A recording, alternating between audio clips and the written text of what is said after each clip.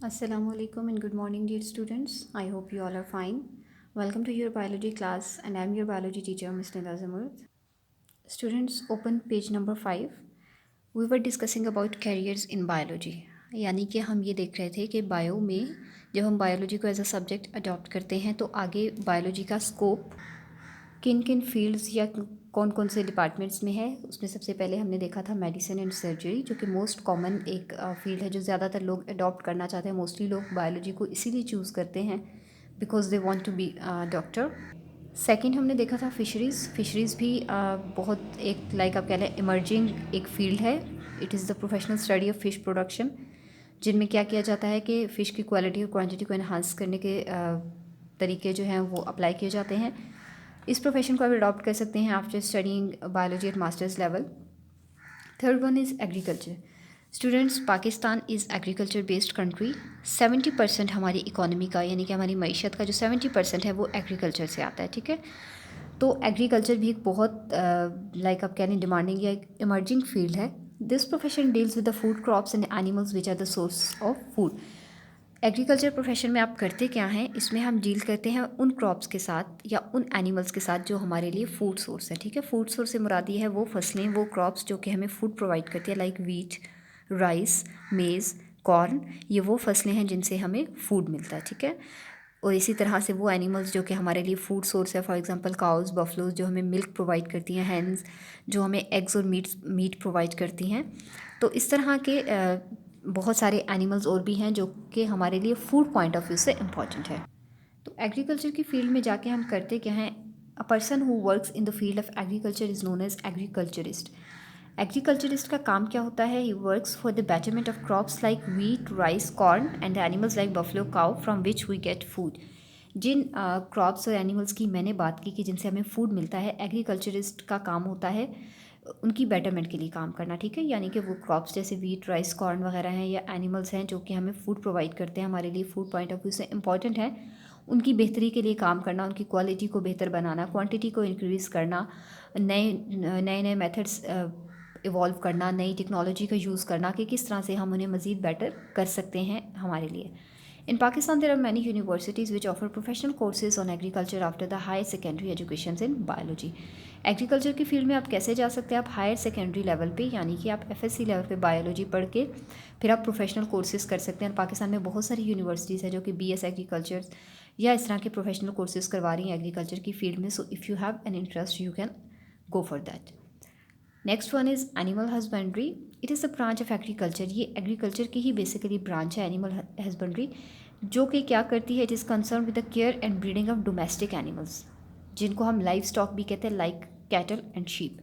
Domestic animals वो होते हैं जो कि आप घरों पे पालते हैं। ठीक है, फूड पॉइंट ऑफ व्यू से, इकोनॉमिकल पॉइंट ऑफ व्यू से। एक होते हैं वाइल्ड एनिमल्स जिनको आप पेट के तौर पे, wild animals like tiger, line, जो कि पेट के तौर पे नहीं भी रखे जा सकते और like economically they are not important for us.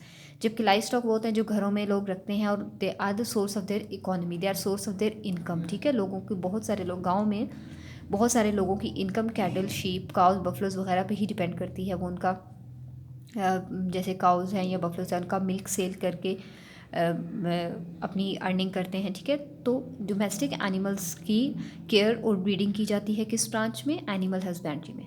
Professional courses in animal husbandry can be adopted after the higher secondary education in biology, similar like that in the case of agriculture. Professional अगर आपने जाना है animal husbandry के profession में तो you can adopt this profession after higher secondary education in biology. ठीक है, biology को आप एज अ कोर्स लेते हैं एफएससी में, and then after that you can do any professional course in any one of these fields.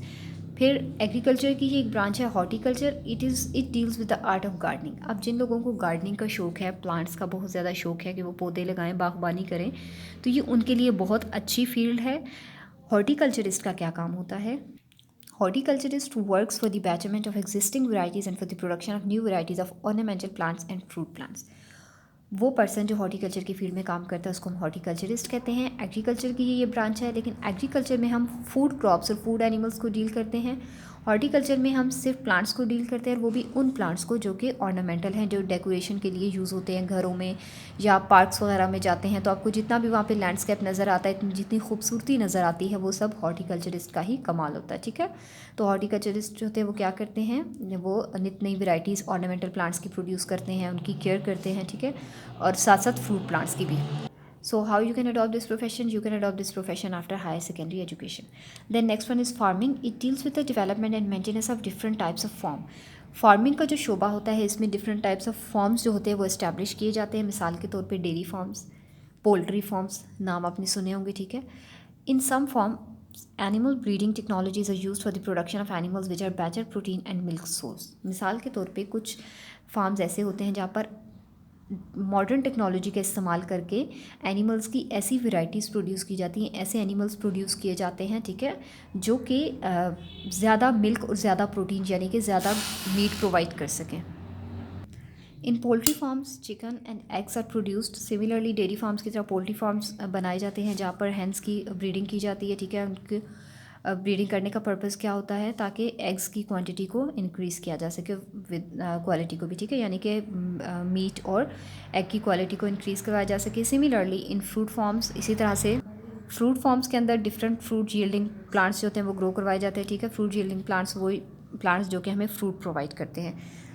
तो ये सारी चीज़ें, मतलब ये फार्म्स जो हैं डिफरेंट हम डील करते हैं यहाँ पर। डेयरी फार्म जिसमें एनिमल्स की ब्रीडिंग की जाती है, पर्पस क्या होता है, ताकि ज़्यादा से ज़्यादा गोश्त और दूध देने वाले एनिमल्स की ब्रीडिंग की जा सके, उनकी प्रोडक्शन की जा सके। फिर इसी तरह से पोल्ट्री फार्म्स बनाए जाते हैं to increase the quantity of chickens and eggs. And then fruit farms, इसमें क्या होता है कि फ्रूट यील्डिंग प्लांट्स को ग्रो करवाया जाता है, उनके ऊपर नई टेक्नोलॉजीज़ का इस्तेमाल किया जाता है कि अगर उन्हें कोई डिजीज़ है या कोई भी ऐसा पर्पज़ जैसे फ्रूट की ग्रोथ कम हो रही है तो उस चीज़ को कंसिडर किया जाए, नोटिस किया जाए और उसको कंट्रोल करने की कोशिश की जाए। A student who has gone through the professional course of agriculture, animal husbandry और fisheries can adopt this profession. ये बेसिकली एग्रीकल्चर की ही ब्रांच है, तो इसमें अगर आपने एनिमल हस्बेंड्री, एग्रीकल्चर या फिशरीज़ को भी आपने एज अ सब्जेक्ट अडॉप्ट किया है तो you can go for this field. Okay, next one is forestry. In forestry, professionals look after natural forest and advises to the government for planting and growing artificial forest.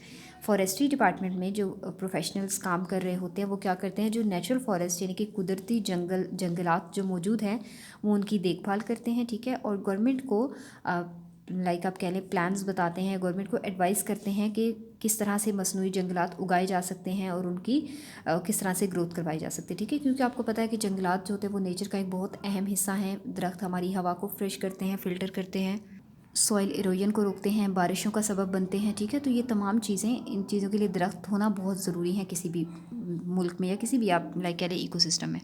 तो उसके लिए forestry का department बनाया जाता है ताकि जो जंगलात मौजूद हैं उनकी देखभाल की जाए। देखभाल इस वजह से की जाती है कि मकामी लोग उन जंगलात को नुकसान ना पहुंचाए। लोग क्या करते हैं, फर्नीचर बनाने के लिए या जलाने के लिए लकड़ी जंगलात से काटते हैं, तो दरख्तों को बहुत ज़्यादा काटा जा रहा है इस वजह से, और उससे क्या होता है कि जंगलात के अंदर रहने वाले जो एनिमल्स हैं उनको भी नुकसान पहुँच रहा है। ठीक है, उनका हैबिटेट लॉस हो रहा है। तो ये तमाम चीज़ें कौन कंट्रोल करता है, जो फॉरेस्ट्री के प्रोफेशनल्स होते हैं, वो उन चीज़ों की देखभाल करते हैं। लॉज बनाए जाते हैं, हंटिंग पे पाबंदी लगाई जाती है।